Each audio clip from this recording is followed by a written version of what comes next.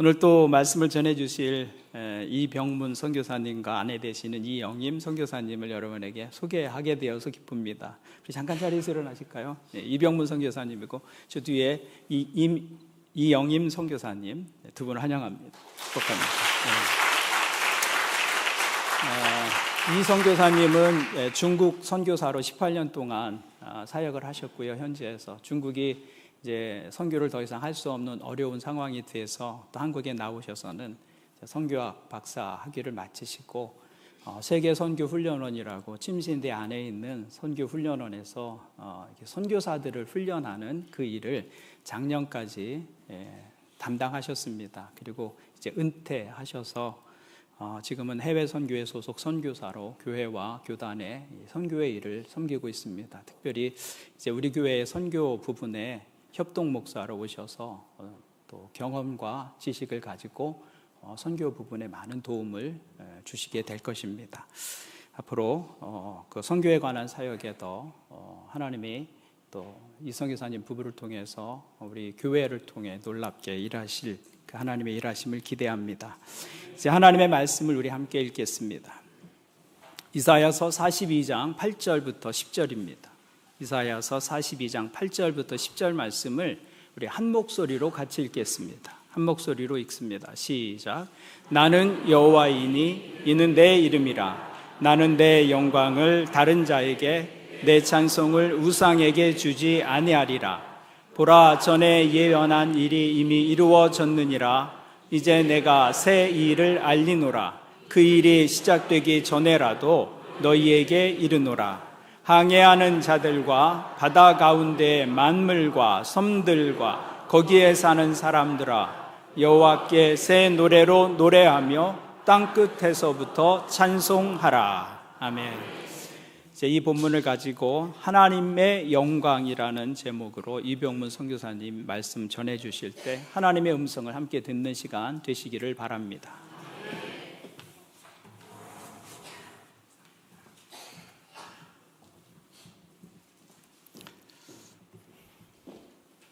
안녕하십니까?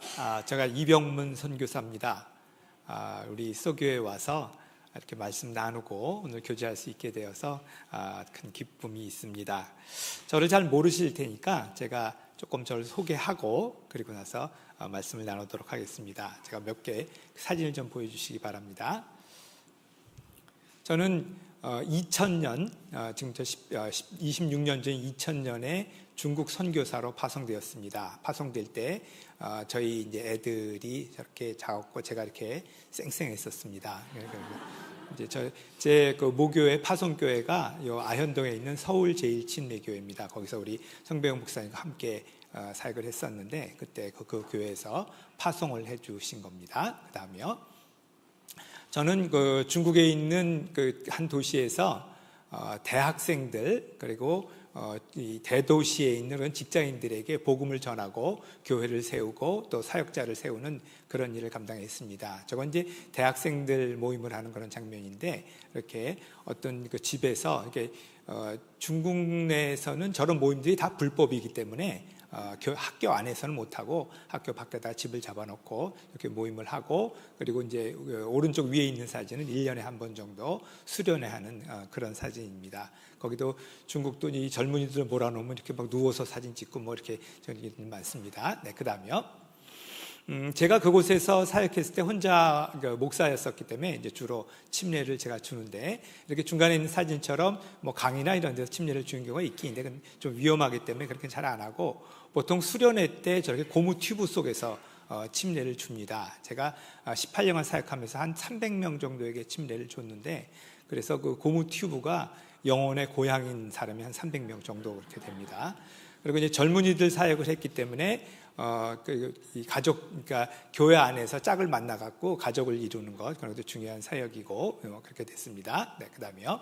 그리고선 2018년에 모든 사역을 중국인 목사에게 제가 그 밑에 있는 사진이 제가 이제 전도해서 사역자가 되고 이제 신학교하고 목사 안수까지 준 중국인 목사인데 모든 그 사역을 다 넘기고 저는 2018년에 한국으로 와서 세계 선교 훈련원, 선교사를 훈련시키는 그런 그 기관에서 사역을 했습니다. 그다음에요.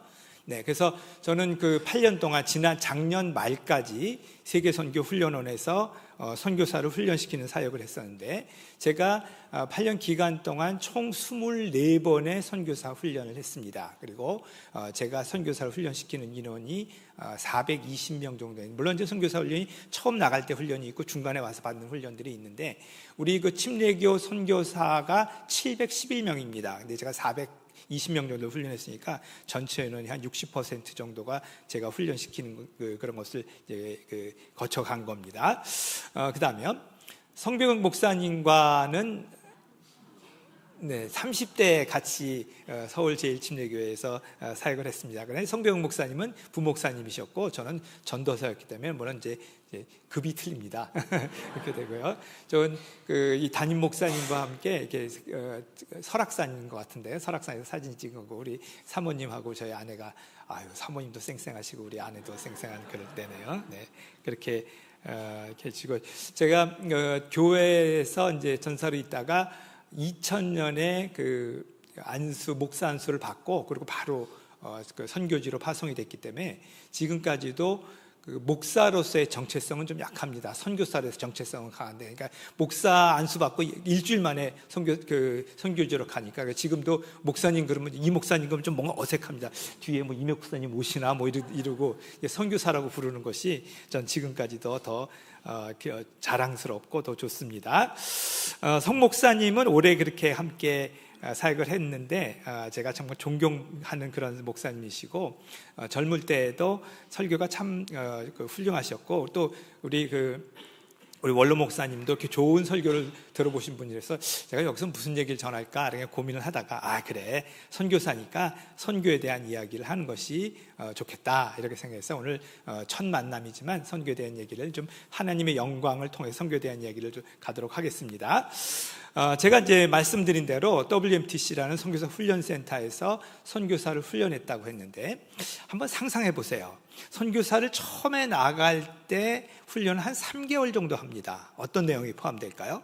생각보다 부부에 대한, 가족에 대한 얘기가 많이 들어갑니다. 그리고 선교는 무엇이냐, 뭐 여러 가지 있는데, 제일 첫 주에 하는 이 내용은 선교가 왜 선교해야 되느냐, 이것을 처음에 가르칩니다. 왜냐하면 우리가 선교사로 선교지에 가면 사람들이 다 일려서서 선교사님 오셨군요, 환영합니다. 그럴 리가 없죠. 아무도 환영하지 않는 곳에 가서 우리가 복음을 전하고, 그들에게 이것이 옳은 것입니다 라고 복음을 전하고, 또 거기서는 어떤 상황이 벌어질지 모르는 곳에서 수십 년을 일해야 되기 때문에 충분히 무장돼서 나가야 됩니다. 내가 왜 선교를 해야 되고, 이 선교를 위해서 왜 목숨을 내놔야 되고 라는 것들이 충분히 무장되어야 되기 때문에 선교의 이유, 왜 선교를 해야 되느냐, 이 부분을 한 일주일 정도 공부하게 됩니다. 사실 이 부분에 대해서도 많은 학자들에 대한 이론과 연구가 있습니다. 그분들의 강조점이 조금 틀린데, 오늘은 그 중에서 왜 선교해야 되느냐를 하나님의 영광이라는 것을 통해서 선교의 이유를 이야기해 보려고 합니다. 영광, 하나님의 영광. 혹시 여러분들 중에 이름이 영광인 분 없으십니까?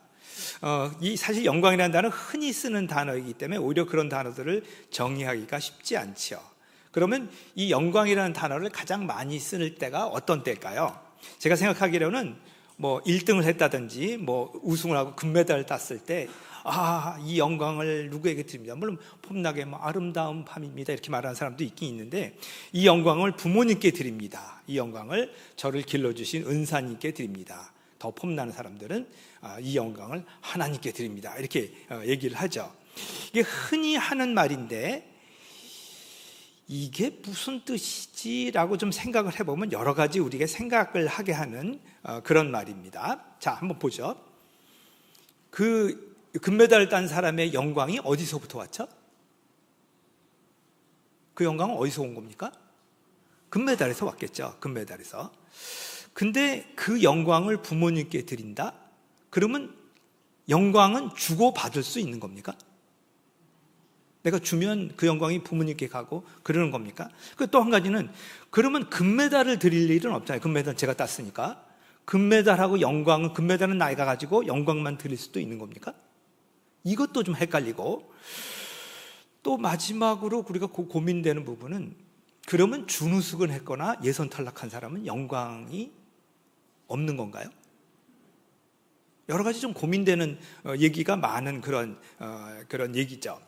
그렇다면 다시 한번 질문을 해보겠습니다. 영광이 뭐죠? 영광의 사전적인 뜻은 찬란하게 빛날 정도로 영예롭다, 그런 뜻이랍니다. 어떤 일을 이루어서 큰 명예를 얻는 것, 그것을 영광이라고 하는데, 예를 들면 경기에서 수많은 사람들을 이기고 우승한 사람, 이런 사람이 영광이 있다, 이렇게 얘기를 하겠죠. 그런데 이 영광이라는 단어가 하나님께로 쓰여지면 근본적으로 개념이 틀려집니다. 왜냐하면 사람하고는 다른 부분이기 때문에 이제부터 하나님의 영광에 대해서 한번 살펴보려고 합니다.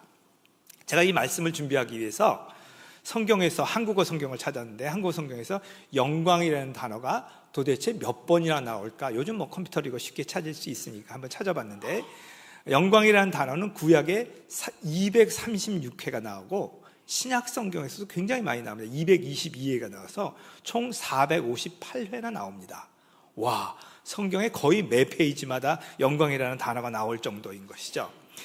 이것은 예배나 경배를 합친 단어가 합쳤을 때 150회 정도가 나오니까 그거보다도 3배 더 영광이라는 단어가 많이 쓰입니다. 대부분은 하나님과 관련되어서 영광이라는 단어를 쓰게 되죠. 히브리어에서는 영광을 카보드라고 얘기를 하는데, 이것은 무겁다라는 그런 의미랍니다. 무겁다. 자, 우리가 어떤 그랜드 캐년이라든지 이게 엄청난 큰 대자연을 봤을 때 입이 딱 벌어지죠. 와, 대단하구나. 이런 감격이 있죠. 그 다음에 혹시 클래식을 좋아하시는지 잘 모르겠는데, 멋진 오케스트라가 연주를 막 열정적으로 연주를 딱 맞추고 딱 맞췄을 때 나도 모르게 막 박수가 나오는 그런 부분들이 있잖아요. 여러분, 굉장히 좋아하거나 혹은 존경하는 분들이 있습니까? 인격이 고매한 분하고 한 1시간을 이렇게 얘기하다 보면 막 고개가 숙여지죠. 그렇게 하면서 그런 어떤 느낌이 있잖아요. 그런 무게감, 어떤 대자연이나 멋진 예술 작품이나 사람의 인격에서 느껴지는 그런 무게감, 이런 것을 영광이다라고 볼 수 있다라는 것입니다. 그래서 영광은 그런 것인데, 그렇게 어떠한 사물이나 사람에게서 느껴지는 그런 무게감이 영광이라면 그것에 가장 적합한 것은 하나님께 쓰일 단어이겠는데요. 하나님의 영광은 무엇일까요?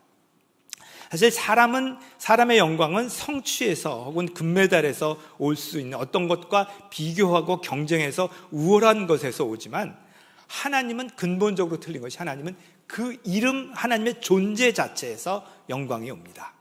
네, 그것이 틀린 건데, 오늘 본문에서는 이렇게 표현을 하고 있죠. 42장 8절입니다. 처음에 이렇게, 나는 여호와니 이는 내 이름이라. 나는 내 영광을 다른 자에게, 내 찬성을 우상에게 주지 아니하리니. 영광이라는 이야기 하기 전에 하나님께서 뭐라고 말씀하시면, 나는 여호와다, 이것은 내 이름이다, 이렇게 얘기를 하십니다. 왜냐하면 사람들은 자기를 소개할 때 자기보다 더 큰 것을 빗대서 나오는 거기에 속한 사람입니다. 우리 오늘 송 목사님께서 저를 소개할 때 우리 침례교 해외 선교회 소속입니다, 저 선교사를 훈련하는 WMTC 소속입니다, 이렇게 말씀을 하죠. 그런데 그렇게 어떤 것에, 하나님이 어떤 것에 속합니다 라고 하면 하나님이 속하신 데가 없는 거예요. 모든 것이 하나님께로부터 왔지 하나님이 속하신 데가 없기 때문에, 하나님은 당신을 소개할 때 나는 나다, 나는 여호와다, 이렇게 소개를 합니다. 자, 이것이 하나님을 처음 소개할 때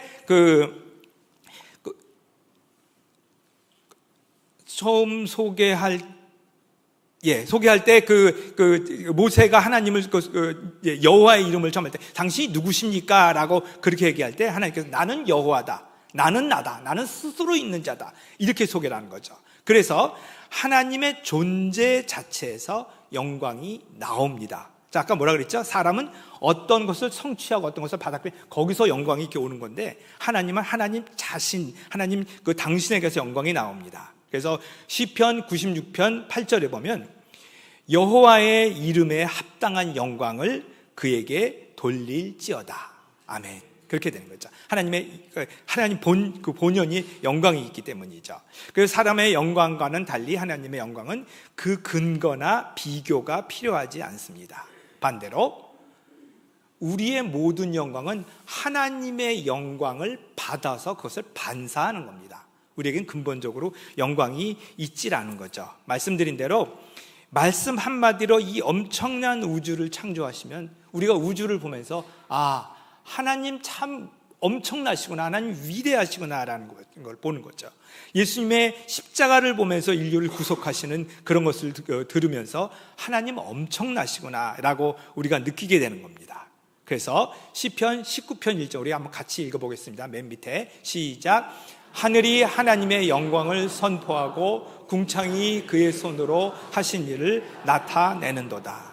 하늘과 이 온 우주는 하나님이 하신 일들, 하나님의 영광을 표현하고 있다라는 그런 얘기인 겁니다. 그렇다면 우리는 하나님의 영광을 올바로 알고 그 이름에 합당한 영광을 돌리고 계십니까? 아멘? 네, 좋습니다. 그러면 그 다음 얘기를 하나님께 영광을 돌린다는 것이 어떤 의미인가를 좀 보겠는데, 근데 사람들은 흔히 하나님께 영광을 돌린다, 영광을 드린다라고 하면 돌린다라고 얘기를 하죠. 왜냐하면 방금 말씀드린 대로 하나님은 모든 영광의 근원이시고 영광이 충만하시기 때문에 우리가 금메달을 받은 영광으로 하나님께 영광을 드릴 수가 없는 겁니다. 드려 소용이 없는 거예요. 예를 들면 바닷물에 우리가 한 컵 부으면 바닷물이 넘칩니까? 그런 거나 마찬가지예요. 하나님은 모든 영광의 근원이기 때문에 우리가 그까지 금메달을 받은 영광으로 하나님의 영광이 더해지지 않는다라는 것이죠.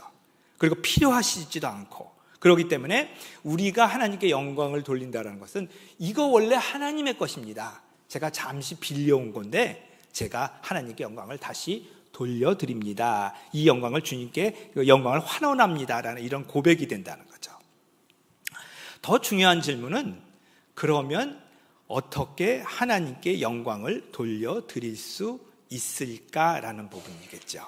네, 오늘 제가 이제 42장 이사야서 42장 8절을 여러 번 읽는데 우리 같이 한번 다시 한번 읽어보겠습니다. 같이 읽겠습니다. 시작. 나는 여호와니 이는 내 이름이라. 나는 내 영광을 다른 자에게 내 찬송을 우상에게 주지 아니하리라. 하나님, 여호와 하나님은 영광스러운 하나님이신데 그 영광을 다른 자에게 그 찬송을 우상에게 주지 않는다 말씀하십니다. 그러니까 하나님만 찬양하고 하나님만 예배하라라고 말씀하시는 겁니다. 즉 영광을 돌리는 가장 기본적인 방법은 예배입니다. 예배. 그래서 예배와 찬양을 통해서 하나님께 영광을 돌리게 되는 것이죠. 오늘 우리 예배에 나오신 모든 분들 하나님의 영광을 돌리러 예배 나오신 거 맞죠? 맞죠? 네. 그런데 예배는 크게 두 가지 종류가 있습니다. 첫째는 지금 여러분들이 함께 드리고 있는 예배, 이걸 공예배라고 합니다. 공적인 예배이죠. 이런 예배는 우리가 일주일 동안의 삶을 한번 이 방향을 재정립했던 그런 예배입니다. 자, 이렇게 우리가 볼 수 있는데 요즘 어떤 집안에 가면 아기가 아주 왕 같은 집안이 있죠.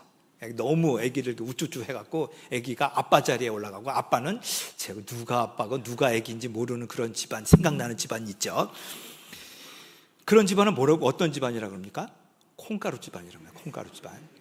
근데 우리도 이게 남의 얘기가 아니라 우리도 인생을 살다가 콩가루가 되는 경우가 있습니다. 뭐냐 하면 우리가 생활을 살다가 누가 명품 가방을 들고 있대. 나는 뭐지? 우리 남편은 뭐지? 또 주식이 엄청나게 오는데 나는 하나도 없는데. 정치 얘기 이거 듣다 보면 머리가 헷갈려갖고 우리가 슬금 하나님의 자리에 올라가 있습니다.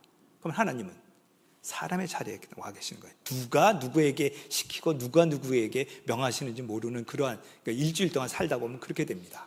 그러면 일주일에 우리 교회 와서 예배를 드리고 함께 하면서 어떻게 돼요? 하나님은 하나님 자리에 가고 사람은 사람의 자리에 가게 되는 겁니다. 그러면서 하나님께 올바로 영광을 돌리게 되는 것, 이것이 예배입니다. 아시겠어요?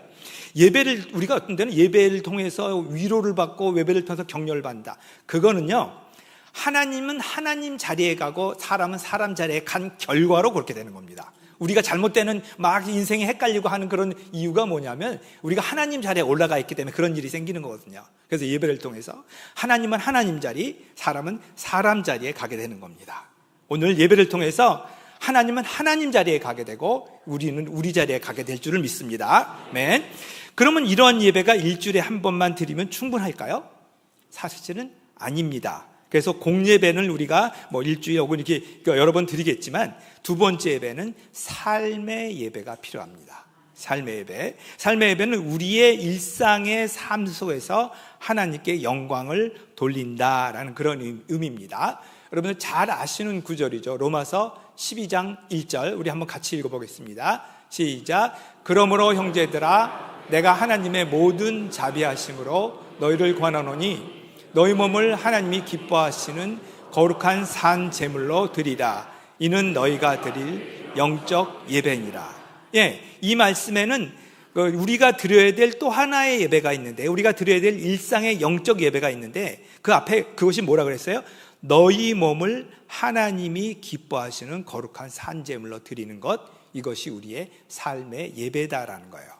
예배는 두 가지가 있다고 했죠. 하나는 이렇게 함께 드리는 공적 예배가 있지만 우리의 매일의 삶을 통해서 드리는 예배가 있다라는 것입니다. 어느 게 더 힘들까요? 삶의 예배가 훨씬 힘들겠죠. 이거야 뭐 우리 시간 내서 1시간, 2시간 오면 되는 것이지만 그리고 그대로 따라서 하면 되는 삶의 예배는 우리가 하나님께 정신을 번쩍 차리고 하나님께 예배를 드려야 되기 때문에 참 어려운 겁니다. 물론 금메달을 따서 하나님께 한순간에 영광을 돌릴 수 있지만 경쟁을 통해서 어떤 우월한 한 사람이 예배를 드릴 수가 있다, 영광을 돌릴 수 있다면 참 할 수 있는 게 없겠죠. 그러나 우리의 삶 가운데서도 예배를 드릴 수 있는 것들이 굉장히 많이 있습니다. 한 200년 전에 영국에서 있었던 작은 이야기입니다. 이 산업혁명이 진행되고 나서 그런 유럽에서도 어린아이들에게 이 노동을 많이 시켰습니다. 심지어 6살, 8살짜리에게도 노동을 시킨 일이 있었다고 합니다. 참 힘들었겠죠.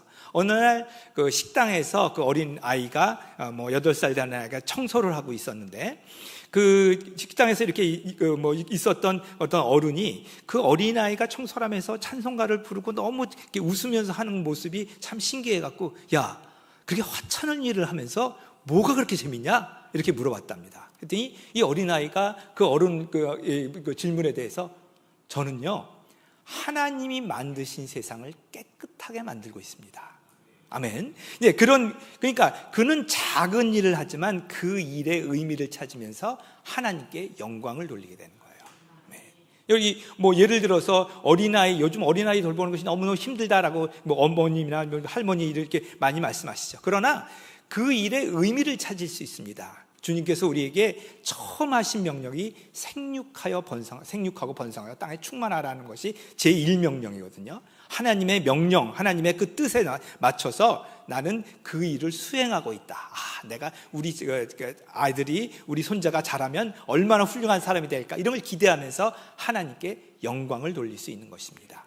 그것이 두 번째 삶의 예배라는 거예요.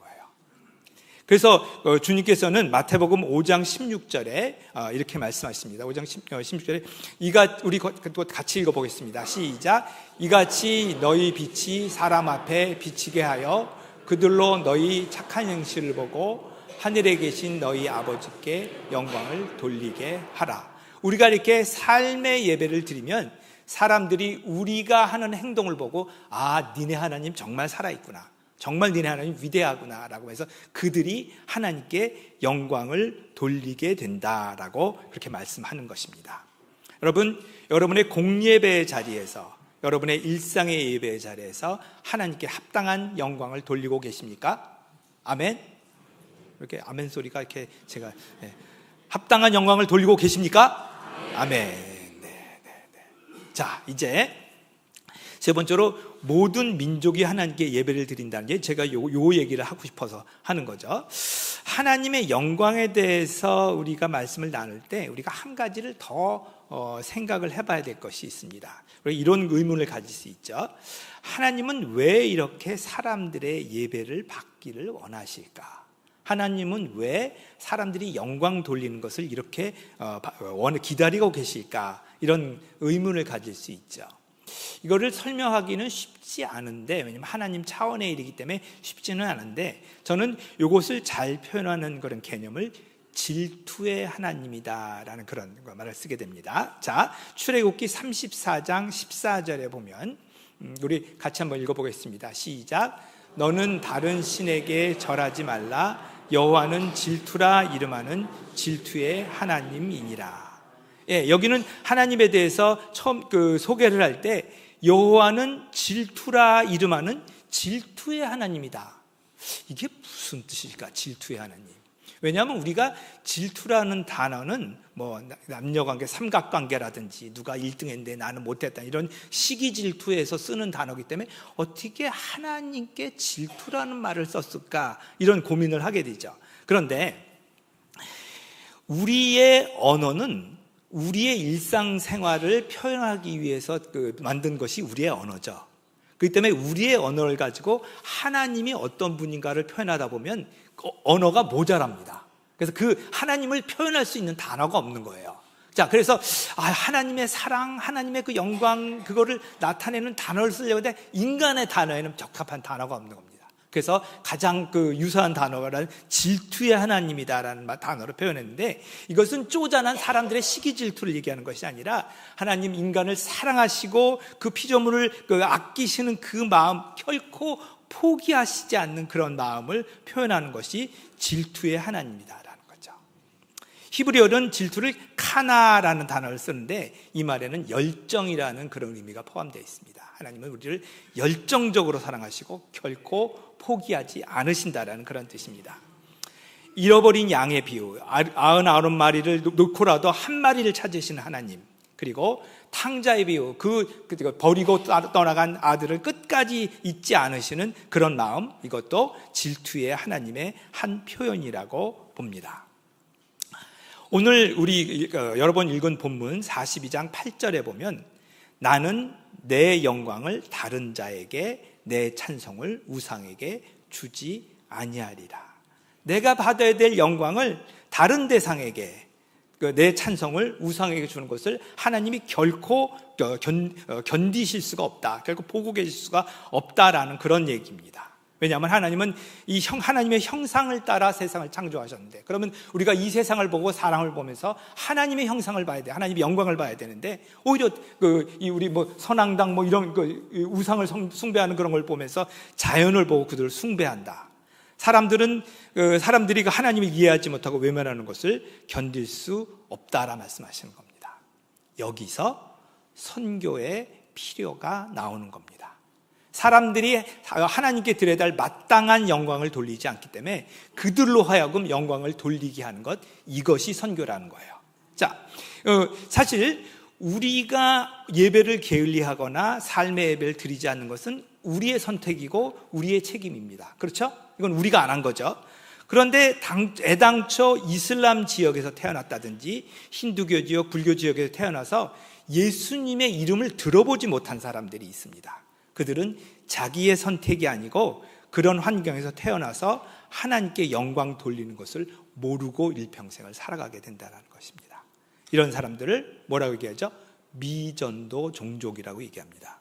미전도 종족은 예수님을 믿지 않는 것이 아니라 예수님을 전해줄 사람이 없는 사람들을 뜻합니다. 그러니까 미전 종족에는 한 종족 가운데 예수 믿는 사람이 너무나 적기 때문에 일반적으로는 2% 미만인 경우에는 그들이 스스로 복음을 전하기엔 너무 적은, 그리스도인이 너무 적다라는 거죠. 이런 미전도 종족이 전 세계에 35억 명, 전 세계 인구의 약 44%가 됩니다. 복음을 한 번도 들어보지 않고 예수님의 이름을 들어보지 않은 사람들이 이 세상에 20억 명이나 됩니다. 그러나 하나님께서는 지금도 그들이 하나님께 영광을 돌리지 않는 것에 대해서 너무너무 안타깝게 생각하신다는 그런 것입니다. 그래서 오늘 말씀의 42장 10절에 보면 마시사비상 10절에 보면 항해하는 자들과 바다 가운데 만물과 섬들과 거기에 서 있는 사람들아. 무슨 뜻이죠? 항해하는 사람들. 그러니까 우리는 여기 살고 있는데 저 바다에 있는 사람들, 바다 가운데 있는 만물과 섬들, 그러니까 저 땅끝을 말하는 거죠. 땅끝에 있는 사람들아, 여호와께 새 노래로 노래하며 그 땅끝에서부터 하나님을 찬양하라, 찬송하라, 예배하라, 이렇게 얘기하는 겁니다. 하박국서에서는 이는 물이 바다를 덮은 같이 여호와의 영광을 인정하는 것이 이 세상에 가득할 것이다 라고 얘기하고 있습니다. 주님은 한순간도 이 땅의 사람들이 하나님을 예배하고 찬양하며 영광 돌리는 날을 잊어버리시지 않고 지금도 기다리고 계신다라는 거예요. 우리가 지금 정리를 하자면 우리는 직접 예배를 드리고 우리의 매일의 삶 가운데 하나님의 이름을 높여야 합니다. 그러나 또 우리는 동시에 온 세상 사람들이 이런 하나님께 예배드리고 하나님께 영광 돌리도록 우리가 그들을 함께 올 수 있어야 된다는 거죠. 그것이 선교입니다. 우리가 복음을 모르고 하나님께 영광을 돌리지 않고 우리도 우상, 우리가 이제 150년 전에는 우리나라에도 믿는 사람들이 없었죠. 그때 우리 우상 가운데 빠져 있을 때 100여 년 전 서양 선교사들이 한국에 와서 목숨을 걸고 복음을 전해줬습니다. 그 결과로 우리 수도교회도 세워지고 우리 한국에 이렇게 수많은 믿는 사람들이 있는 거죠. 제가 페닉 선교사님 그 사진을 하나 보여드릴게요. 페닉 선교사님은 우리 침례 교회를 우리나라에 처음 전해주신 분입니다. 1889년에 캐나다인인데 1889년에 한국의 독립선교사로 와서 침례교의 뿌리를 내리신 분이다. 키가 상당히 큰데 저렇게 한국의 도포와 저런 걸 쓰고 저런 걸 좋아했다 그래요. 근데 참 쉽지 않았겠죠. 이제 제가 이제 70년대, 80년대에 미국인 선교사님들이 아는 분들 그 댁에 가면 우리는 그때 70년대, 80년대 가난했잖아요. 근데 그때 막 아파트에 사시고 차도 있고 야, 선교사가 저렇게 잘 사나 이렇게 속으로 이렇게 생각했거든요, 솔직히. 그리고 나중에 미국을 한번 방문을 했는데 미국의 중산층 집이라고 하는데 집이 지하 1, 2층, 그다음에 리빙룸 그 거실이 2개고 차 있고 앞에는 잔디가 있고 이게 중산층이 사는 집이래요. 그런 걸 보면서 제가 속으로 회개했습니다. 미국 선교사들이 한국에 와서 우리가 보기에는 뭐 잘 산다고 해서 한국에 와서 그들이 닭장 같은 곳에서 이렇게 사는 것이 보통 일은 아니었겠구나 이렇게 생각을 했죠. 그런데 130년 전, 150년 전에 그 미국에서 한국의 초가집 퍼세식 화장실이 있는 그런 데에서 산다고 한번 생각을 해보세요. 그게 보통 일이었을까? 여러분, 선교의 역사에 이렇게 잘 나오지는 않는데 선교사 중에서 특히 사모님들이 선교사나 선교사의 사모님들이 정신병에 걸린 일이 적지가 않습니다. 심지어는 그 정신병에 걸려서 자살하는 경우까지 있습니다. 그 정도로 선교사들이 지금부터 100여 년 전에 한국이나 인도나 이런 데 가서 사는 것이 보통 일이 아니었다라는 거죠. 그러나 그분들의 희생을 통해서 우리가 지금 이 교회에서 예배 드릴 수 있게 되고 하나님께 영광을 돌리게 되었다라는 것입니다. 우리도 갚을 때가 되었죠. 아직 남아있는 사람들이 하나님께 영광을 돌리도록 우리도 나서야 할 때가 된 것이라는 겁니다. 오늘은 하나님의 영광에 대해서 이야기했습니다. 말씀드린 대로 우리는 스스로 예배하고 하나님께 마땅한 영광을 돌려야 합니다. 동시에 온 세상 사람들이 하나님을 모르는 사람들에게 그리스도를 소개해서 하나님께 영광을 돌리도록 선교에 나서야 된다라고도 말씀을 드렸습니다. 우리는 이런 하나님의 마음을 품고 선교의 사명을 감당해야 합니다. 우리 주변에도 아직 복음을 전해야 될 사람들이 많이 있겠지만 동시에 저 땅끝까지도 가야 한다라는 말입니다. 그렇지 않으면 하나님께 돌려야 될 영광이 다른 대상에게, 우상들에게 가기 때문입니다. 하나님은 그것을 지금도 견디지 못하고 있는 것입니다. 우리 모두 선교사로 갔으면 참 좋겠습니다. 그거 쉽지 않겠죠. 누군가 뒤를 봐줘야 되니까. 그리고 실제로 선교사 훈련기관에 있었으니까 선교사를 한 명 교회에서 배출하고 하려면 한 10년 정도의 시간이 걸립니다. 그렇기 때문에 선교사로 갈 수 있는 사람은 우리 중에 아주 소수이겠지만 그러나 교회가 선교일에 한 걸음부터 동참할 수 있습니다. 대략 이런 단계를 거치게 되는데 제가 한 5단계를 소개해 드리려고 합니다. 첫째는 선교 교육이다, 미션 에듀케이션, 이렇게 쉽게 얘기하는데, 이제 오늘 것처럼 선교사를 초청해서 선교에 대해서 이야기를 듣습니다. 이래서 선교를 해야 되는구나. 그래서 하나하나 배우고 또 접촉하고 하는 그런 것부터 시작을 합니다. 두 번째는 선교사를 후원하는 것, 물질과 기도를 가지고 후원하는 것입니다. 이게 10여 명의 선교사를 지금 후원하고 있다고. 그러니까 우리 수도교회도 2단계, 3단계 이렇게 가고 계신 거죠. 세 번째 단계가, 물론 순서가 바뀔 수는 있는데, 세 번째 단계가 단기 선교 여행 정도 되지 않나, 방문하고 그 선교지에 가서 필요한 사역들을 하는 것인데, 제가 말씀을 드리니까 오랫동안 가지 못하셨고 일부분은 가셨다라고 이렇게 하는데, 저는 이렇게 생각합니다.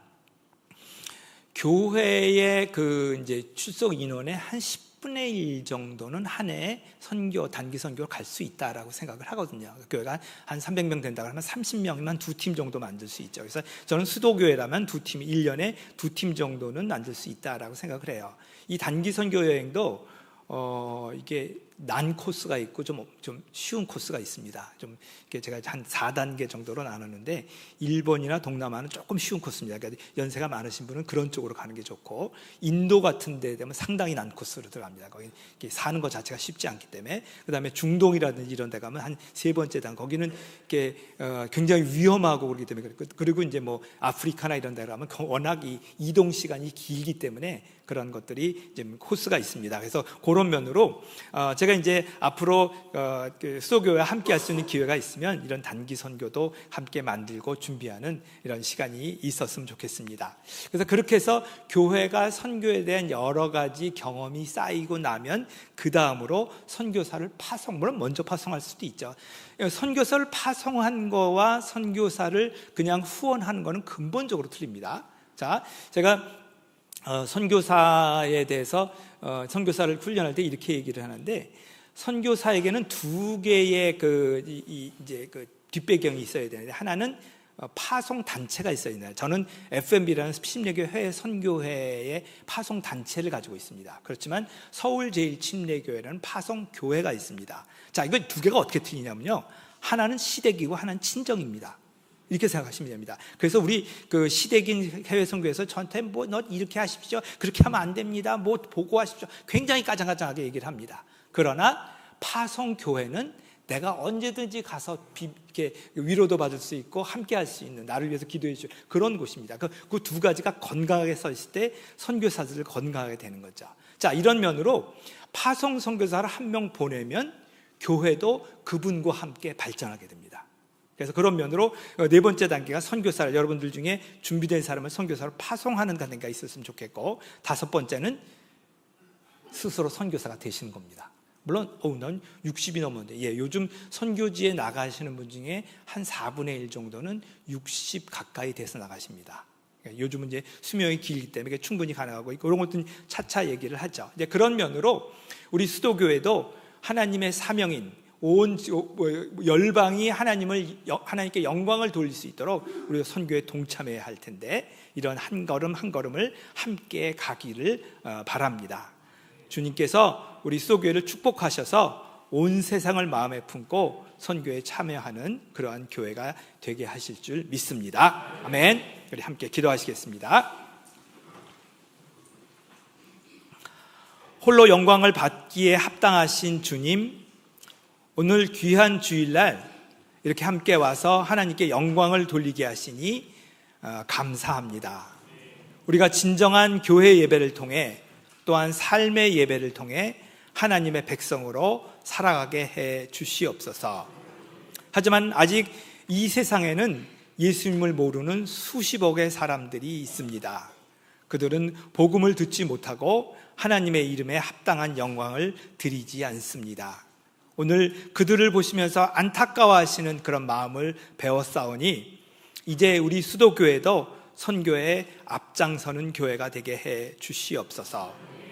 우리의 부르심에 순종하여 저 땅끝을 위해 기도하고 그들을 향해 가는 저희가 되게 해 주시옵소서.